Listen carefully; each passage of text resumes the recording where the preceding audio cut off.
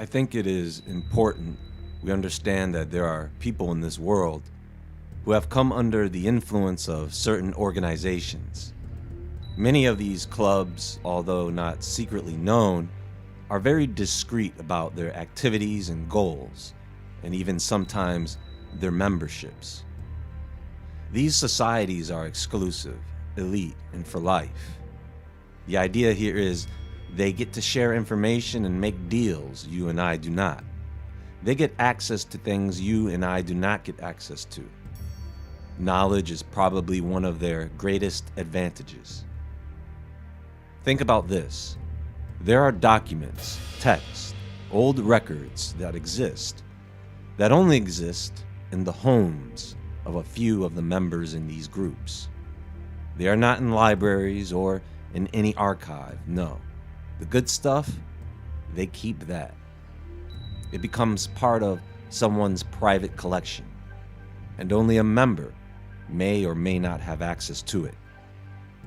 As that knowledge remains exclusive, we have the opportunity to go back in time and look at one of the cults that started it all. It goes by several names and has given birth to many institutions like it. Some say that this is an order that was conceived in Atlantis and adopted by Sumer. The Brotherhood of the Snake.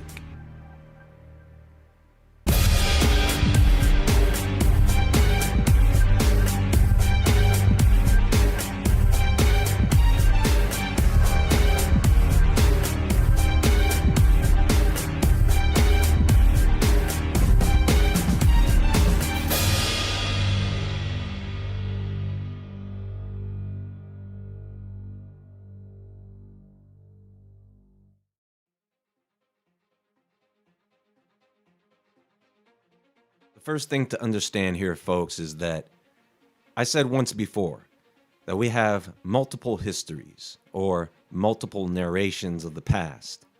There are different mythologies and folklore, a different telling of the same story due to language and cultural differences. So what happens is you have people out there who, when it comes to spirituality, they want to become the antithesis of a person who is spiritually healthy, while they are spiritually corrupt. Motive is not always a prerequisite for corruption. Some people just like it. We know that people worship and still do worship dragons and snakes. Those lowercase g's never left. They never left. In fact, they are still worshipped. Their kingdoms are the societies we live in. Do you think China, Russia, the US, Brazil, Australia, the UK, do you think they are the countries they are because of the people or because of where they are? Whatever a country is known for, that's pretty much what it is always going to be known for, because there's always the same spiritual landlord. And this is why governments around the world have to deal with them.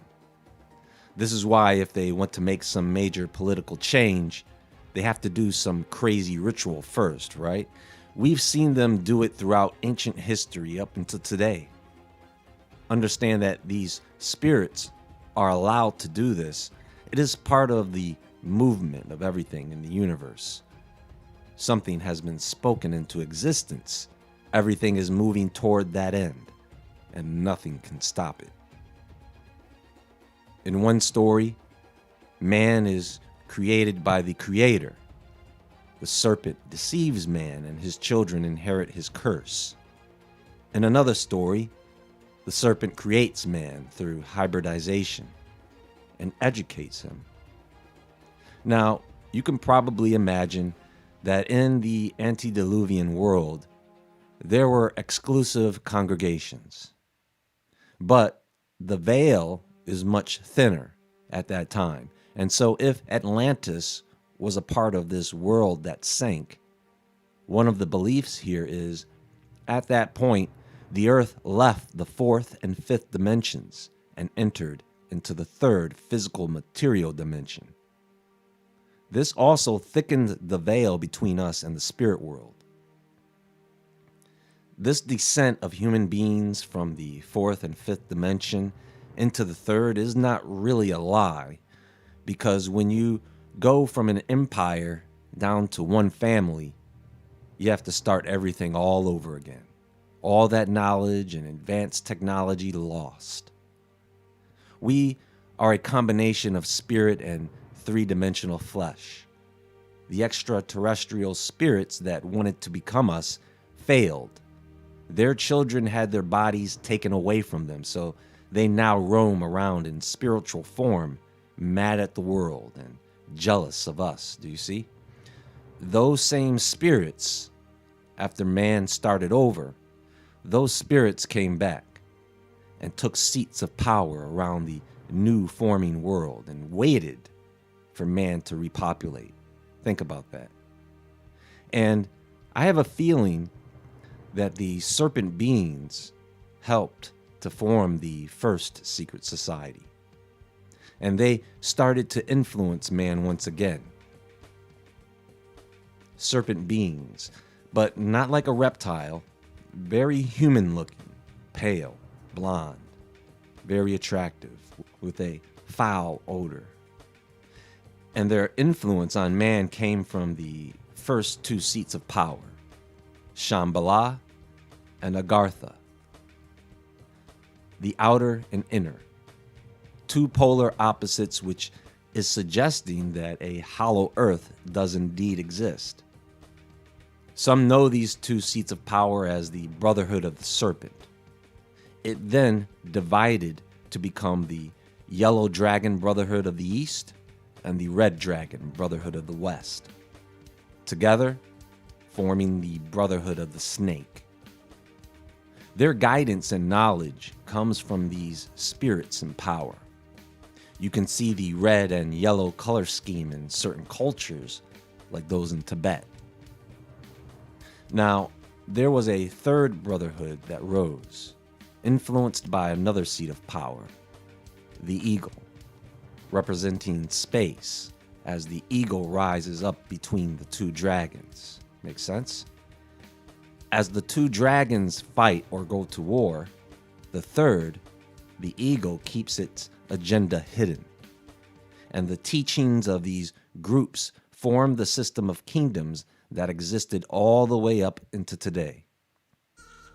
These spirit beings would act as messengers to teach men in order to build a world history.